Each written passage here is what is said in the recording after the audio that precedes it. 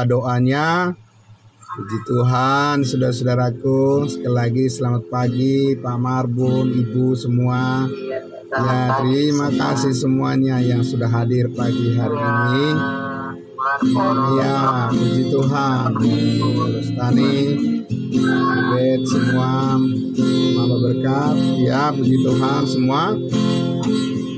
Pujian kita dari nomor 133, terutama dalam hidup ini.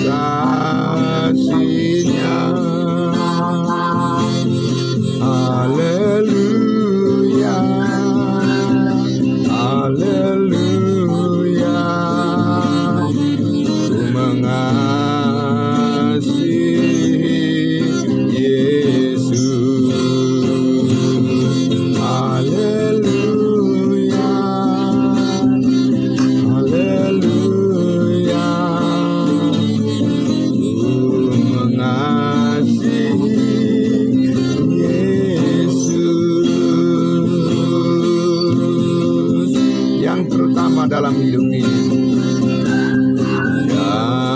yang terutama di dalam hidup ini, meninggikan nama Yesus. Yang terutama di dalam hidup ini, mengagungkan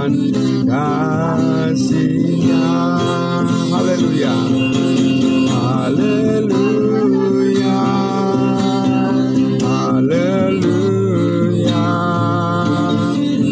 Ku mengasihi Yesus. Haleluya,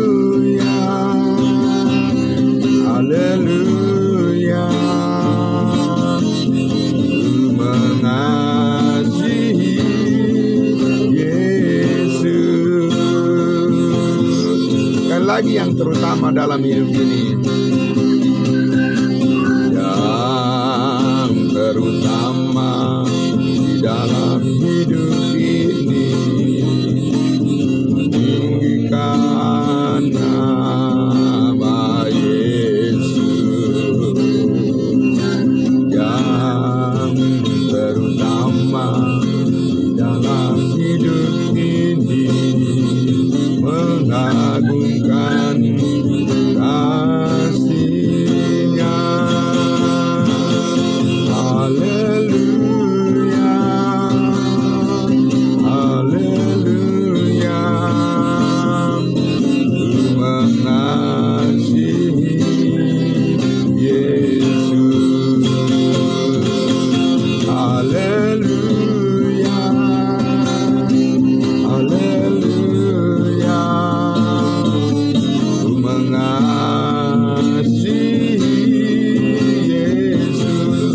haleluya. Haleluya, haleluya, haleluya. Ku mengasihi Yesus. Haleluya, haleluya. Ku mengasihi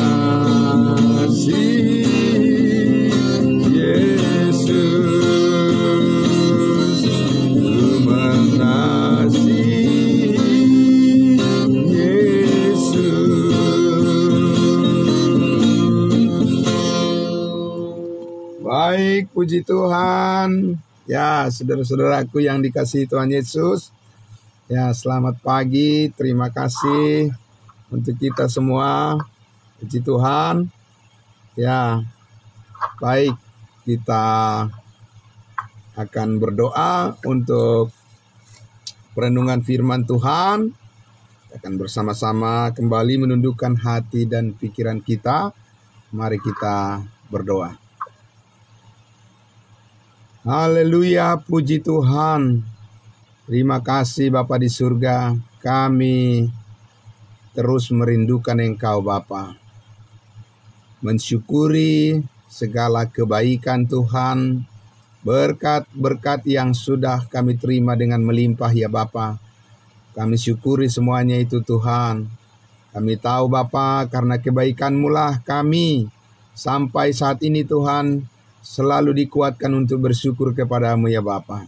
Terima kasih untuk semua saudara-saudara kami yang begitu luar biasa ya Tuhan, mempersembahkan dirinya kepada Tuhan, mempersembahkan hatinya kepada Tuhan, dan mempersembahkan puji-pujian, menaikkan doa-doa untuk memuliakan Engkau Bapa di surga.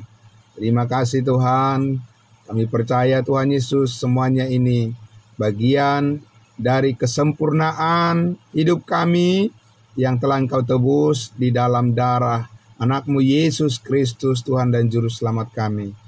Kami bersyukur ya Bapa. Sekali lagi diberkatilah semuanya saudara-saudara kami yang sudah berkenan hadir pada pagi hari ini bersama-sama menyambut kebenaran firman-Mu. Firman-Mu adalah pelita dan terang bagi hidup kami ya Bapa. Dalam nama Tuhan Yesus kami berdoa dan bersyukur. Haleluya. Amin. Amin. Puji Tuhan. Ya, saudara-saudaraku. Ya, kembali lagi kita bersama-sama melihat dari berkat yang besar yang Tuhan karuniakan kepada kita. Ya, di mana kita di dalamnya sangat diteguhkan. Amin. Sangat dikuatkan semuanya. Ya. Dan pagi hari ini, ya saudara-saudaraku, kita kembali lagi melanjutkan apa yang sudah kita mulai kemarin pagi, ya. Dan kita lihat lagi di dalam Roma pasalnya yang ke-10, ya. Puji Tuhan kita sudah sampai pada Roma pasal 10, ya. Dari ayat 1 sampai ayatnya yang ketiga lagi kita akan membacanya. Karena banyak berkat Tuhan yang bisa kita peroleh dari firman Tuhan ini sangat kaya dengan segala hikmat yang Tuhan karuniakan di dalamnya. Saya akan membaca ya saudara-saudaraku ya. Ya. Dari ayat 1 dikatakan begini. Saudara-saudara, keinginan hatiku dan doaku kepada Tuhan ialah supaya mereka diselamatkan. Sebab aku dapat memberi kesaksian tentang mereka bahwa mereka sungguh-sungguh giat untuk Allah, tetapi tanpa pengertian yang benar.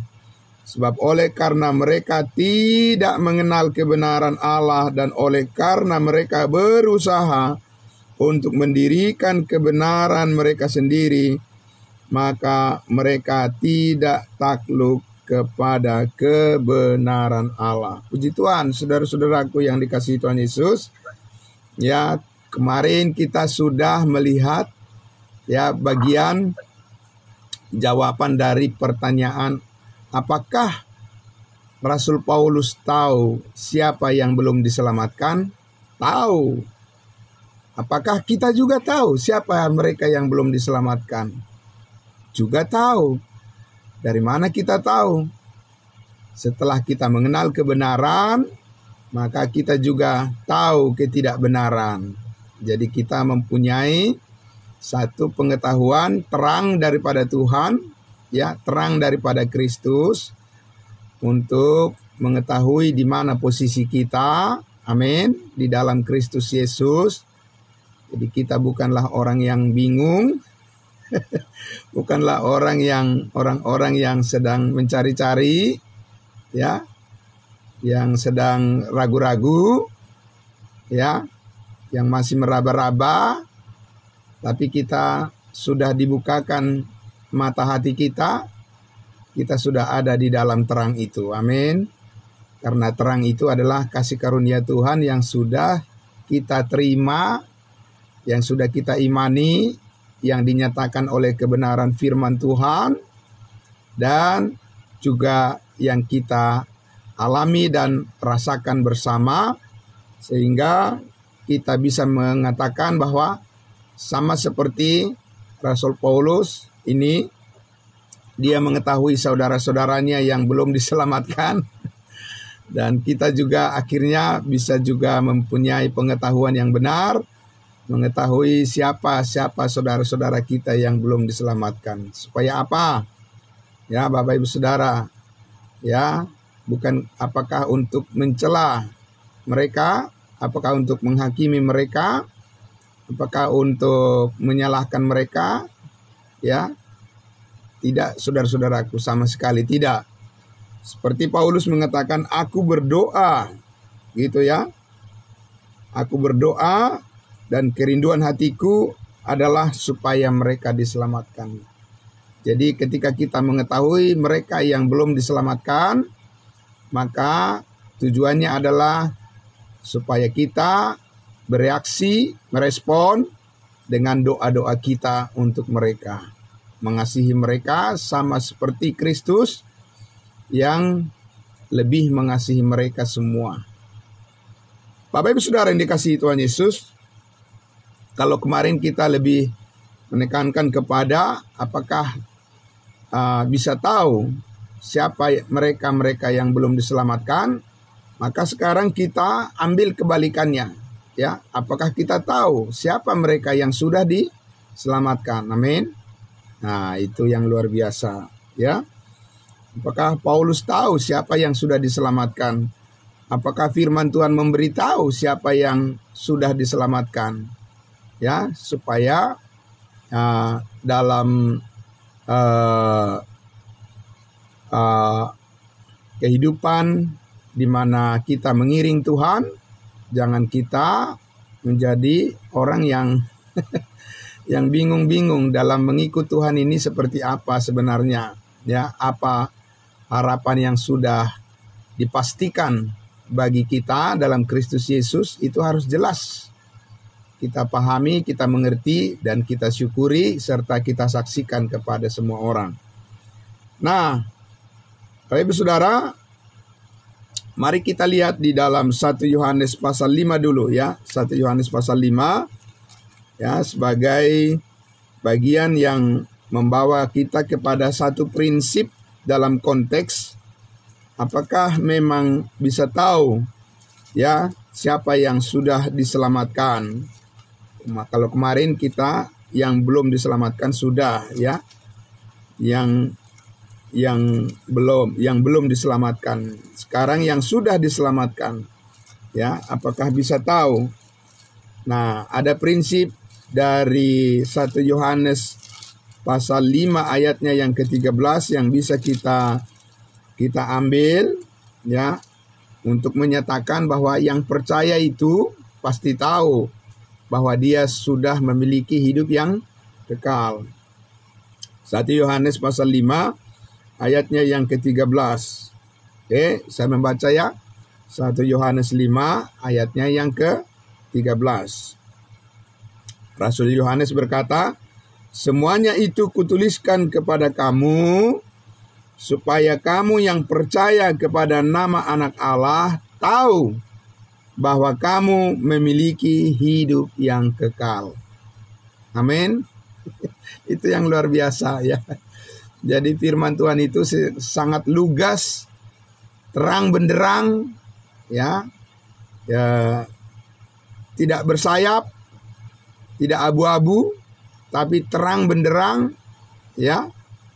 Cahaya firman Tuhan membukakan kepada kita pengertian yang sepenuhnya, bukan setengah-setengah, tapi sepenuhnya tentang bagaimana dikatakan kita yang sudah percaya, Ya, bukan hanya orang Israel saja yang percaya, yang tahu, tapi terlebih lagi kita sekarang ini di dalam kasih karunia Tuhan yang sempurna, ya, pengampunan segala dosa kita, penebusan kita yang sempurna dalam Kristus Yesus. Kita tahu, bahkan bukan hanya tahu kita telah memiliki hidup yang kekal, tapi kita tahu juga bahwa kita telah dimeteraikan dengan Roh Kudus. Amin. Sebagai jaminan. Ya. Sini kita lihat sekali lagi, saya baca sekali lagi ayat firman Tuhan ini, tidak ditambahin, tidak dikurangi, apa adanya. Ya. 1 Yohanes 5:13, semuanya itu kutuliskan kepada kamu, supaya kamu yang percaya kepada Anak Allah tahu bahwa kamu memiliki hidup yang kekal. Kalau dibalik di sini kalimatnya, ya, berarti orang yang tidak percaya tidak tahu bahwa mereka memiliki hidup yang kekal. Ya, tidak tahulah, namanya juga tidak percaya, ya, Bapak Ibu Saudara. Hanya mereka yang percaya yang diberikan damai sejahtera itu untuk memiliki pengetahuan yang sempurna tentang hidup yang kekal sudah dimilikinya, keselamatan masuk surga kita, ya, Bapak Ibu Saudara. Kalau Paulus itu lebih tajam lagi menyatakan di Roma pasal 5, lebih-lebih karena kita sekarang telah dibenarkan oleh darahnya, kita pasti diselamatkan dari murka Allah. Pasti. Jadi ada sebuah apa? Kepastian. Jadi jangan selalu mudah-mudahan, semoga gitu ya. Mudah-mudahan, semoga, terserah Tuhan, melihat nantilah. Iya kan? Macam-macam. Ya, pernyataan-pernyataan yang menunjukkan bahwa mereka tidak tahu bahwa mereka sudah diselamatkan. Ya, itu artinya sepadan dengan, ya, ketidakpercayaan. Ya, ketidakpercayaan itu memang, ya, membawa orang kepada kebodohan. Ya, ketidakpercayaan kepada firman Tuhan itu membawa orang kepada kebodohan, ketidaktahuan, ya. Nah, makanya Tuhan selalu memanggil semua orang supaya apa? Supaya percaya. Saat ini dibenarkan karena iman. Itu yang luar biasa, ya. Jadi kalau Yohanes mengatakan tadi, semuanya ini kutuliskan kepadamu. Nah, sama juga, ya.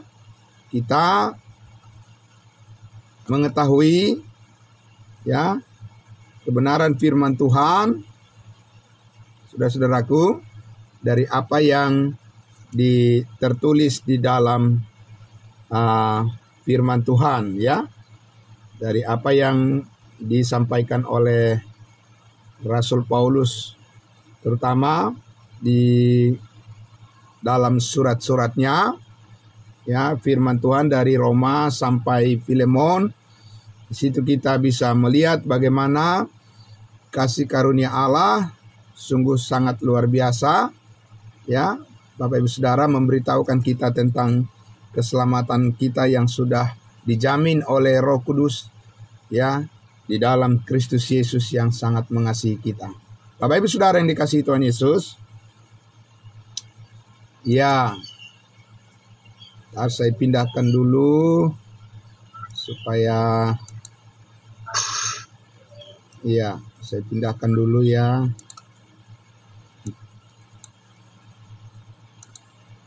Sudah. Oh ya, oke. Baik. Kita lanjut, ya, Bapak Ibu Saudara. Baik, puji Tuhan.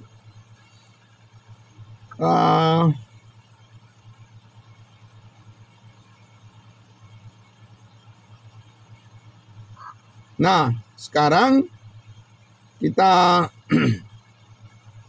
akan lihat dulu dari pengalaman daripada Rasul Paulus. Tadi saya katakan bahwa setelah dia mengetahui saudara-saudaranya belum diselamatkan, yaitu mereka yang giat-giat, ya, kembali lagi ke Roma pasal 10, ya, di ayat 2 dikatakan, ya, sebab aku dapat memberi kesaksian tentang mereka. Jadi ini terang benderang ya, bisa disaksikan faktanya. Mereka adalah sungguh-sungguh giat untuk Allah. Mereka beribadah untuk Allah, memuji-muji Allah, ya, memuji-muji Tuhan dengan riang gembira begitu ya. Dengan sungguh-sungguh dikatakan sebab mereka sungguh-sungguh giat untuk Allah, tetapi tanpa pengertian yang benar. Nah itu ya. Mereka sungguh-sungguh giat, tekun, ya, rajin, gitu ya, setia untuk Allah, tetapi masih dalam level tanpa pengertian yang benar. Jadi levelnya masih di situ, masih di dalam ketidakpengertian, masih ada di dalam kekeliruan, masih ada di dalam kesalahan. Jadi rupanya di sini ada juga ya, ternyata orang atau kelompok orang ya yang setia tapi kesetiaannya itu salah gitu ya, sekalipun itu ditujukan kepada Tuhan. Ya, sekalipun itu ditujukan, dipersembahkan, dimaksudkan kepada Tuhan, tapi kalau diteliti, kalau mau dilihat dari kebenaran firman Tuhan, ternyata itu kesetiaan yang di luar jalur gitu ya. Kesetiaan di luar jalur daripada kehendak Tuhan, karena masih di luar pengertian yang benar. Nah, Bapak Ibu Saudara yang dikasihi Tuhan Yesus, ya, pengertian tentang keselamatan maksudnya di sini ya. Nah, jadi reaksi Paulus tadi adalah kepada mereka. Paulus katakan, aku berdoa untuk mereka. Nah, pertanyaannya, apakah hanya berdoa saja gitu ya? Apakah cukup dengan mendoakan saja mereka, ya sudah nanti Roh Kudus yang menolong mereka dan mereka akan tiba-tiba menjadi percaya begitu? Ya, tidak mungkin ya. Karena orang diselamatkan itu haruslah ya dikatakan melalui iman ya, karena tanpa iman tidak mungkin ada orang yang berkenan kepada Tuhan ya, Bapak Ibu Saudara. Nah, karena itulah kita lihat di dalam pelayanan daripada Rasul Paulus ya, dia mendatangi mereka. Ya, dia Rasul Paulus ya menjumpai mereka ya, berhadap-hadapan dengan mereka yang belum diselamatkan ya. Dan dalam hal ini kepada orang-orang Yahudi, orang-orang Israel ya, Paulus pergi ke sinagog-sinagog ya, ke tempat-tempat mereka berkumpul untuk menyaksikan ya, memberitakan Injil kasih karunia Allah sebagai jalan keselamatan buat mereka. Kita lihat dulu di dalam Roma pasal 1. Ya, Roma pasal 1. Mari saudaraku, kita lihat di Roma pasal 1. Pertama-tama kita lihat dulu di ayatnya yang ke-16. Ya. Ya. Ayatnya yang ke-16. Ya, demikian firman Tuhan. Demikian firman Tuhan. Bisa Ibu Rostani membaca untuk kita? Ya. Roma 1 ayat 16 ya. Sebab aku mempunyai keyakinan yang kokoh dalam Injil. Ya. Sebab aku tidak karena Injil adalah kekuatan Allah yang menyelamatkan setiap orang yang percaya, pertama-tama orang Yahudi tapi juga orang Yunani. Nah, itu. Jadi Paulus katakan, aku tidak malu akan Injil. Ya, sebab apa? Sebab Injil adalah kekuatan Allah yang menyelamatkan setiap orang yang percaya. Ya, bukan setiap orang yang didoakan. Ya, tapi setiap orang yang percaya. Jadi harus menerima secara pribadi, ya. Pertama-tama dikatakan orang Yahudi dan juga orang Yunani. Jadi Paulus itu karena doanya tadi ditujukan kepada bangsanya, kepada orang-orang Israel yang belum diselamatkan, maka dia membawa Injil itu kepada mereka, ya. Jadi itu sebabnya kalau kita lihat kenapa Rasul Paulus itu melakukan hal-hal yang masih bersifat ritual daripada hukum Taurat seperti pembaptis dan seterusnya, karena memang dia berhadapan dengan orang-orang Yahudi. Ya, bisa dipahami ya Bapak Ibu ya. Nah, ini makanya buktinya dikatakan pertama-tama orang Yahudi. Nah, itu jadi karena dia semata-mata tidak mau meninggalkan saudara-saudaranya itu, ya. Dia tidak mau meninggalkan saudara-saudaranya orang-orang Yahudi itu yang giat untuk Allah tapi tanpa pengertian yang benar itu. Dia sangat prihatin, ya, melihat mereka. Makanya Injil keselamatan pertama-tama, ya, dibawa oleh Rasul Paulus pada mereka. Jadi Paulus menjumpai mereka di tempat-tempat ibadah mereka, ya, di sinagog-sinagog, untuk membentangkan kehendak Allah saat ini adalah percaya kepada kasih karunia-Nya, ya, bukan dengan kesungguhan mereka berbuat baik, ya, bukan dengan kesungguhan mereka melakukan, ya, bukan dengan kesungguhan mereka memelihara hukum Taurat, ya, tetapi dengan iman, ya. Mereka orang-orang Israel itu dikatakan tersandung karena keinginan diri mereka sendiri yang jahat. Mereka tersandung, bukan Yesus yang menyandung mereka, ya. Yesus memanggil mereka, membuka jalan keselamatan buat mereka, tapi mereka tidak mau percaya, ya. Jadi Paulus membawa Injil keselamatan, Injil kasih karunia Allah pada mereka. Kalau tidak dibawa, ya bagaimana mereka bisa percaya? Ya, itu nanti akan kita lihat di ayat-ayat berikutnya. Paulus mengatakan bagaimana mereka percaya kalau tidak ada yang memberitakannya, gitu ya. Bagaimana mereka bisa percaya kalau tidak ada yang memberitakan, dan bagaimana mereka memberitakan kalau tidak ada yang diutus, begitu, dan seterusnya, ya. Nah, jadi Bapak Ibu sekalian, kita lihat di sini, ya, prioritas pada awal pelayanan Rasul Paulus adalah siapa? Orang-orang Yahudi, ya. Supaya apa? Ya supaya, ya, mereka ada yang, ya, diselamatkan, setidaknya ada yang percaya walaupun tidak semuanya. Ya, Paulus ingin supaya saudara-saudaranya itu, ya, benar-benar bisa supaya tidak sia-sia kesungguhan mereka, supaya tidak sia-sia kesetiaan mereka itu, ya. Nah, itu maksudnya. Ya, kita lihat lagi saudaraku yang dikasihi Tuhan Yesus di ayatnya yang kita lihat di Kisah Para Rasul 13, ya, Kisah Para Rasul 13. Mari saudaraku semua, Bapak Ibu semua, kita lihat di dalam Kisah Para Rasul 13.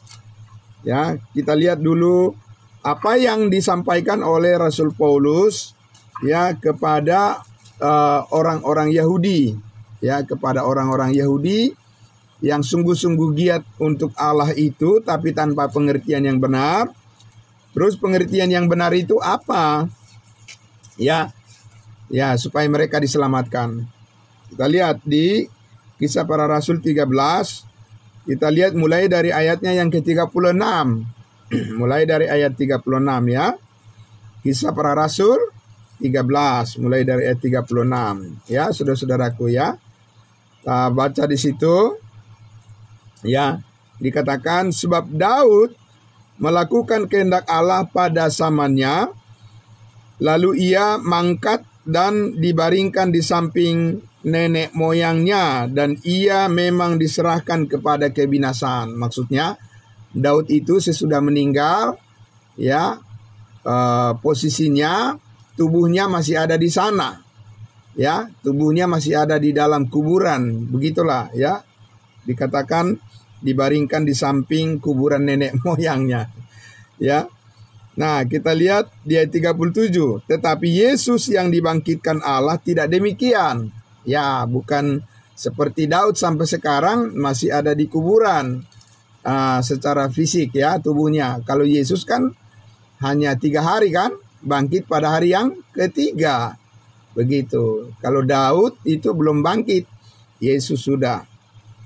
Nah, ini Paulus menjelaskan dari situ supaya orang-orang Yahudi itu gampang mengertinya. Ya, nah sekarang ya di ayat 38 dikatakan, jadi ketahuilah hai saudara-saudara, oleh karena dialah maka diberitakan kepada kamu apa? Pengampunan segala dosa. Ya itu, jadi berita yang disampaikan oleh Rasul Paulus itu adalah pengampunan segala dosa. Karena itulah Injil kasih karunia, itulah Injil keselamatan yang menyelamatkan setiap orang yang percaya saat ini.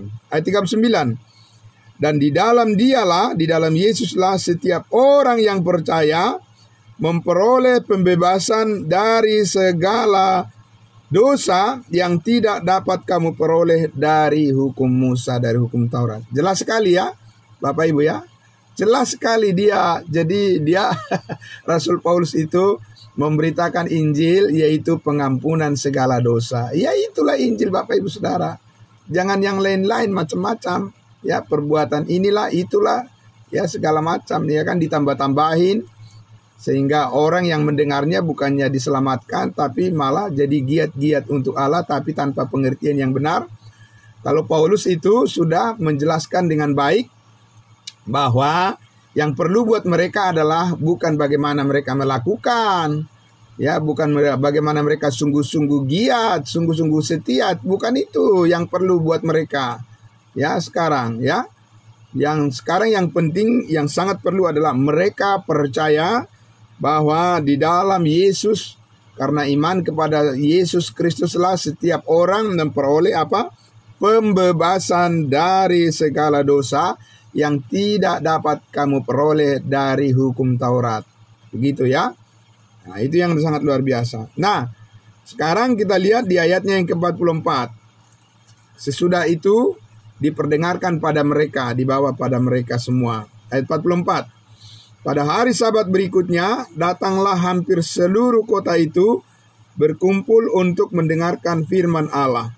Akan tetapi ketika orang Yahudi melihat orang banyak itu, penuhlah mereka dengan iri hati dan sambil menghujat, mereka membantah apa yang dikatakan oleh Paulus. Apa yang dikatakan oleh Paulus tadi? Yaitu berita tentang pengampunan segala dosa. Mereka membantah, kami adalah orang berdosa. Tidak bisa hanya dengan iman diselamatkan, harus juga dikerjakan. Keselamatan itu kalau tidak dikerjakan pasti hilang, begitu kira-kira ya.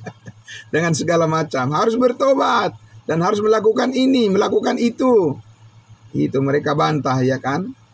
Injil keselamatan yang disampaikan oleh Rasul Paulus ya, bahwa pengampunan segala dosa di dalam darah Kristus ya, itu dibantah oleh mereka. Ya kalau dibantah memang itulah batu sandungan itu. Yang dikatakan Paulus, mereka tersandung kepada batu sandungan.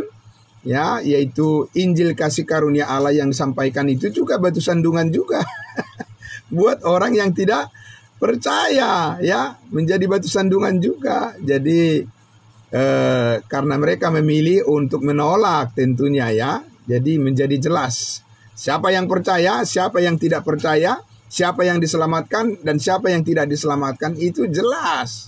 Di dalam pelayanan Paulus itu sangat jelas, ya. Di dalam pelayanan Yesus juga kepada orang Israel itu sangat jelas, clear semuanya. Nggak ada abu-abu, amin. Nggak ada mudah-mudahan, nggak ada semoga-semoga, ya, nggak ada kemungkinan-kemungkinan, ya kan?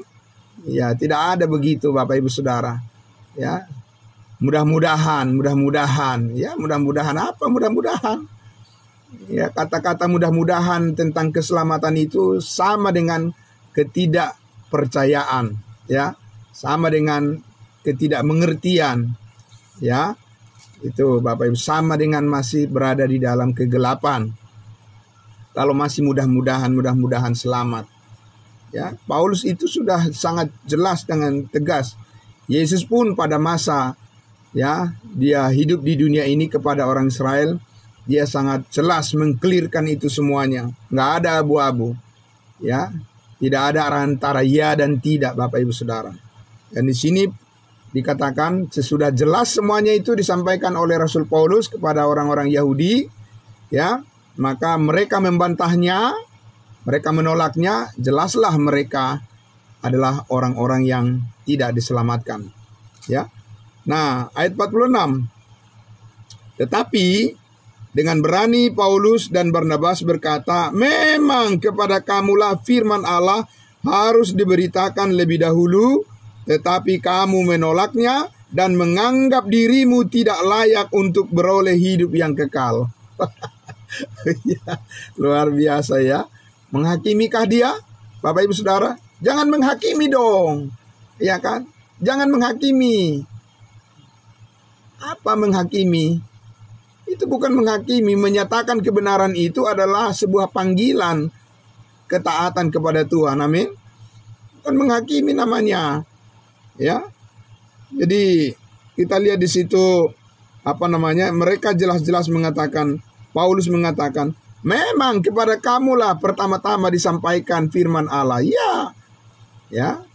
Karena mulai dari zaman nabi-nabi, pada merekalah prioritas, merekalah bangsa pilihan, merekalah bangsa yang dipilih oleh Allah secara khusus, dan merekalah yang menerima firman-firman Allah. Tapi dikatakan di situ, Paulus juga setelah menerima Injil kasih karunia Allah, menerima firman rahasia dari Tuhan Yesus, juga kepada mereka dia pergi duluan, kepada orang Yahudi, sampai clear, sampai jelas semuanya, bahwa kalau mereka binasa di dalam lautan api neraka, itu bukan karena Allah tidak mengasihi mereka. Amin. Kan, itu karena kamu sendiri yang milih. Karena kamu sendiri yang memilih tidak mau percaya. Ya, kalau pemberitaan Injil itu sudah sangat terang benderang dijelaskan. Ya, tidak ada lagi alasan untuk mengatakan bahwa saya tidak tahu, saya tidak mengerti, atau saya tidak pernah mendengar. Sudah diberitakan itu dengan jelas ya. Nah, tapi kamu menolaknya dan kamu menganggap dirimu tidak layak untuk beroleh hidup yang kekal. Wah, itu udah parah itu. Benar ya, saudara-saudara ya, parah itu ya. Nah, dikatakan Paulus, karena itu kami berpaling kepada bangsa-bangsa lain. Nah, itu ceritanya. Makanya Paulus itu akhirnya memfokuskan pelayanannya, pemberitaan Injil kasih karunia Allah kepada bangsa-bangsa lain, kepada kita. Ya, karena apa? Karena sudah jelas orang-orang Israel memilih untuk binasa karena ketidakpercayaan mereka, penolakan mereka, bantahan mereka kepada Injil kasih karunia Allah yang disampaikan Paulus, ya. Nah, kita lihat di ayatnya yang ke 47. Ayat 47, saudaraku ya. Kisah Para Rasul 13 ayat 47. Sebab inilah yang diperintahkan kepada kami. Aku telah menentukan engkau menjadi terang bagi bangsa-bangsa yang tidak mengenal Allah, supaya engkau membawa keselamatan sampai ke ujung bumi. Amin. Ya, itulah pilihan Allah kepada Paulus, karena dia adalah rasul bagi bangsa lain. Itu sudah ditetapkan oleh Yesus Kristus.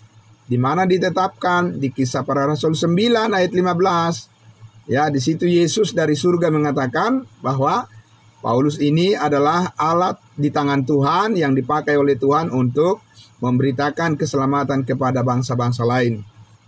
Nah, itu. Jadi sebelum Paulus itu secara penuh fokus kepada bangsa-bangsa lain, tadi dia melalui saudara-saudaranya sebangsa dan setanah air, begitu ya. Orang-orang Israel, mereka terlebih dahulu dikunjungi, didatangi, disampaikan, disaksikan pada mereka, ya. Tapi mereka menolak, Paulus bilang, ya kami sekarang pergi kepada bangsa-bangsa lain. Ayat 48. Bagaimana respon bangsa-bangsa lain? Ayat 48. Mendengar itu, bergembiralah semua orang yang tidak mengenal Allah, maksudnya bangsa-bangsa lain, ya. Dan mereka memuliakan firman Tuhan, dan semua orang yang ditentukan Allah untuk hidup yang kekal menjadi percaya, ya. Lalu firman Tuhan disiarkan di seluruh daerah itu. Jadi Bapak Ibu Saudara, jangan fokus kepada orang yang menolak keselamatan. Amin. Jangan fokus terus kepada orang yang sudah jelas-jelas tidak menerima kesaksian Injil itu. Jangan, fokuslah kepada mereka yang masih menerima. Amin. Jangan fokus kepada orang yang menjelek-jelekkan Injil, ya, yang menjelek-jelekkan kebenaran, yang menghina kebenaran. Jangan fokus kepada mereka. Fokuslah kepada mereka yang terbuka hatinya untuk menerima keselamatan. Ya, kalau yang menjelek-jelekkan itu kita sudah bahas itu beberapa waktu lalu, ya. Kepada orang Israel juga Petrus sudah menyampaikan di hari-hari terakhir nanti bagi mereka akan tampil pengejek-pengejek, ya kan?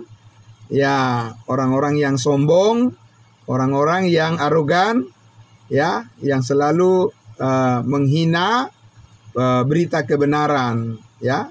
Ya, juga zaman sekarang ini juga banyak itu. Banyak orang yang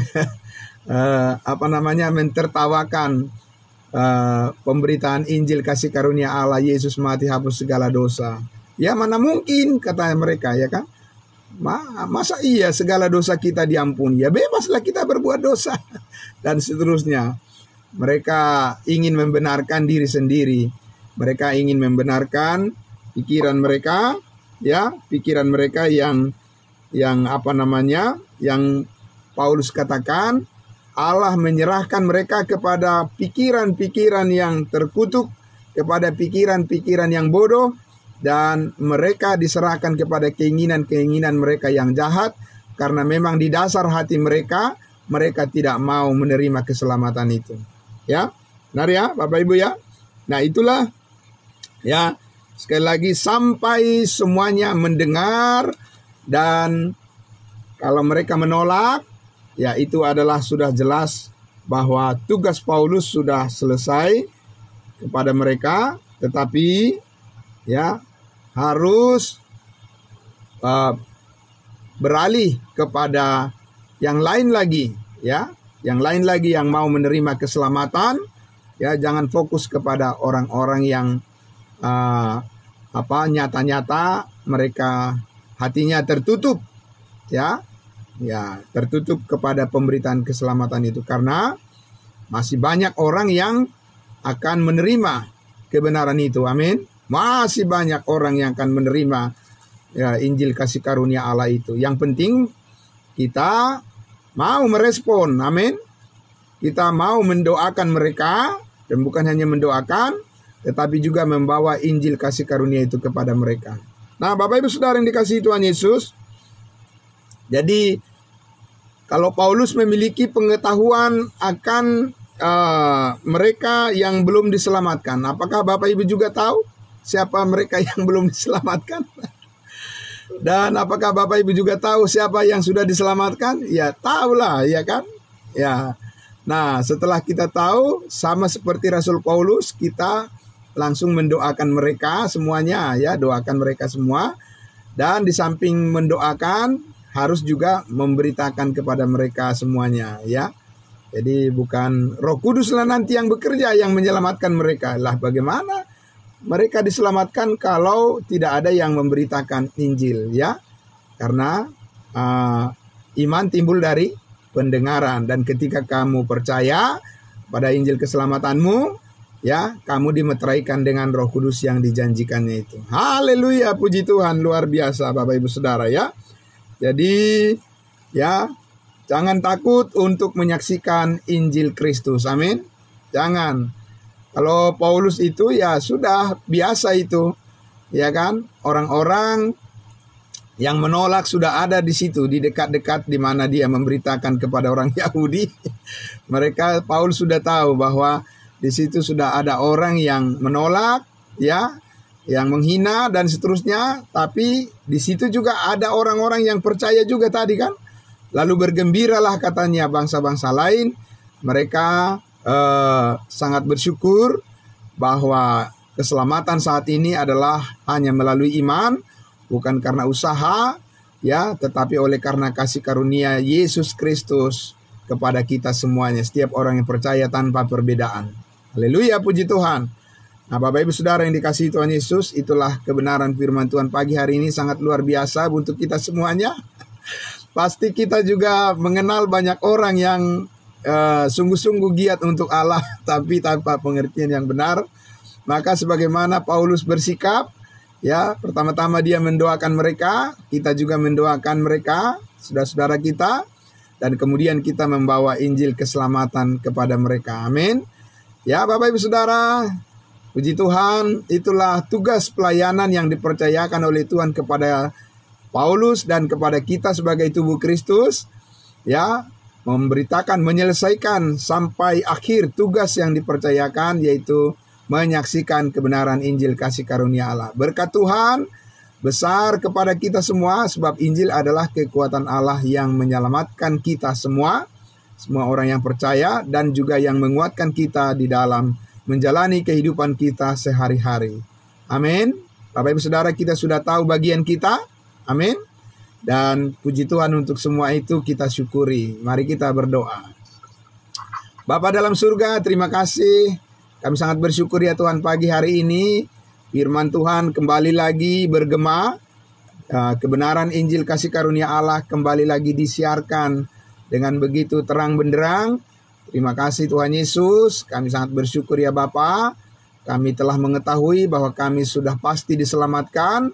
Bukan karena usaha kami, bukan karena kami melakukan, bukan karena kebaikan kami, bukan karena kepintaran kami, tapi semata-mata oleh karena kasih karunia Allah yang ajaib, oleh karena kerendahan hati Kristus Yesus telah rela disalibkan, menebus dan mengampuni segala dosa kami, dan kepada kami dikaruniakan hidup yang kekal melalui iman. Dan kami juga rindu agar banyak saudara-saudara kami yang lain yang kami tahu Tuhan, mereka juga sangat giat-giat untuk melakukan segala ibadah mereka, tetapi kami tahu dengan kebenaran firman Tuhan ini mereka juga belum diselamatkan. Dan kami doakan mereka Tuhan Yesus supaya mereka terbuka hatinya untuk menerima kebenaran keselamatan dalam Kristus Yesus yang hanya melalui iman kepada pengorbananmu yang sudah mengampuni, menebus kami dari segala dosa sekali untuk selama-lamanya. Biar lebih nyata lagi Tuhan, kasih karunia Tuhan menyelamatkan semua orang, karena itu adalah kehendak-Mu ya Bapa. Terima kasih Bapa, diberkati semua saudara-saudara kami yang sudah mendengarkan kebenaran firman-Mu, dan mampukan kami, kuatkan kami untuk menyaksikan kebenaran ini sebagai sukacita bagi kami semua, damai sejahtera-Mu. Di dalam nama Tuhan Yesus kami berdoa dan bersyukur. Haleluya. Amin. Terima kasih. Puji Tuhan, saudara-saudaraku. Ya, selamat pagi. Ya.